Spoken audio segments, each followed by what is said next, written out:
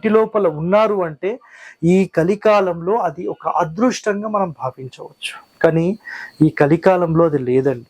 At least మనం మన family కోసం కానీ మన పిల్లల కోసం కానీ అందరూ కలిసిమెలిసి ఉండాలనే ఒక తపన నిజంగా మీలో ఉంటే, మేమందరం బాగుండాలి, మా ఇల్లు ఒక ఆరోగ్యవంతమైన ఒక సోల్ ఎనర్జీని మాకు కలిగి ఉండాలి అని మీరు భావిస్తే, నిజంగా మీరు ఒక మంచి ఇంటి ప్లానింగ్ డిజైనింగ్ చేసుకోవాలని భావిస్తే 100% ఇక్కడ నేను చెప్పిన పాయింట్స్ అన్నీ మేము క్యాలిక్యులేషన్ చేస్తాము.